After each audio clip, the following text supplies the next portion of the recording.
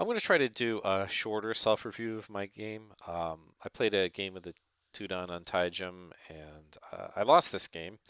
But there was a point. There were a couple points when I was ahead, and I made a huge blunder at the end of the game. But so let's just go over it very quickly. So here, I could have pushed at F17 first, and because and then come back to C16 or perhaps C17. Also, I Haned here, but it would have been better for me to push here first. Pretty sure of that. Um, Here, I extended toward White's thickness, which was a bad idea, and I probably should have played the other direction. So that way, stay away from White's thickness and um, put some pressure on the White stone. So that would have been a good dual purpose move, and this enable White to play this checking extension, which puts some pressure on the Black stone. So that result is not good for me. Also, I played this gouging move to try to take White's base. I checked pro games, and actually, pros very rarely play this. It's more common for a pro to perhaps play a cap here, or perhaps play this kind of sequence where you shoulder hit and go for some kind of territory or moyo up here. I knew about this variation, but because of the K17 stone, I didn't choose it. However, the game, this didn't turn out too well for me because I wound up connecting here, and then it's not that easy to attack the white group. I probably could have continued this attack though, but I was afraid that white would come in here at R14. Here, white does spend an extra move to defend that group, and so I get to make an extension that also pincers that stone. Here, I jumped into the corner immediately. I could have played some kind of attachment and then invasion first. Um, Not sure what's better.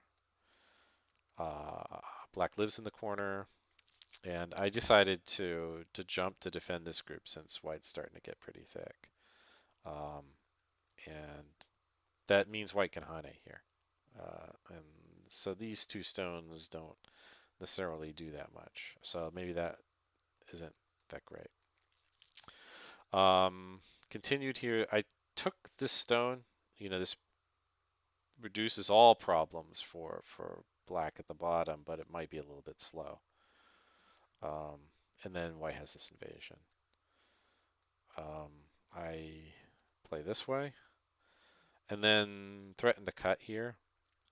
Um, Here I got chicken though, and I defended it A, and it's not clear that there's really that this is E16 is Sente. So this defense might be total Gote. I'm not sure if there's anything that black can do. However, black's shape has some problems, which we'll see later on. So here, Crazy Stone thought I should play 07 to capture this one stone, or at least surround it. I think that's actually a pretty big move. It did not occur to me at all. Um, and Crazy Stone, by the way, up here would have played this Kosumi first, this double Sente. So here is where we're playing some smaller endgame, but an interesting thing happens a bit further down after this sequence. I played at S16, but really I should have played at A. This is a big mistake. Because after white saves these stones, I should defend here. Because in the game I saved two stones. I connected those. Um, that itself, there's a problem with this connection. But I saved these two stones, but actually right now, white could cut. And if white cuts, I don't have a good answer to this because if I Atari this way, then probably white will capture 4 stones, and I live in the corner with only 4 points. And the Atari in the other direction doesn't work because this is immediately an Atari. So black would die. So there's um, neither player saw this really until much later in the game. Even white did not see this. White made a mistake here, and I was able to capture a bunch of stones. I didn't. This is. I think I was in Byoyomi at this point, but my opponent wasn't, so I'm not sure what happened here. At this point, black should really go back and definitely defend. Otherwise, well, not, otherwise this cut is quite severe. So later on, another interesting thing happens, um, and white plays this move instead of the cut, and I get a chance to fix the problem. And I get so paranoid I fix it twice. So this puts me a little bit behind in the end game. But later on I make a huge mistake, which definitely costs me the game. And that at this point, white plays this and this in an attempt to get something, some kind of seki. And I blocked here, and then white played here, threatening a snapback. And then both players play elsewhere for a while.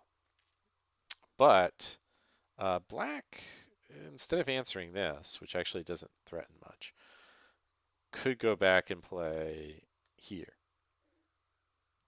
And now this isn't, there's no potential for white to make a seki anymore. Because if, well, for example, if white connects, this is an Atari. So and it's not a self Atari. So that prevents a seki. If white plays here, black captures, and then later on captures. So there's nothing. If both players played small moves, white could at any point play up here instead of this move, for example, make this into a seki. And black would then have to play here. Otherwise, white plays there and kills. And in fact, this is exactly what happens in the game. White plays up at B19, and boom, I play some tiny move elsewhere because I think, oh, that's still a seki. But of course, this kills, and it's not a seki anymore. Definitely, I was in Byoyomi for much of this game. It was not a slow game, but I should not have made such a terrible reading error. At this stage, black is already a little bit behind, so it's not like that mistake really cost me the game. But in another game, that could definitely be the thing that makes the difference. In this case, I spent too many extra moves, too many slow moves, and there wasn't a point where I was very far ahead. In particular, this kind of attack wasn't very effective and did not work out well.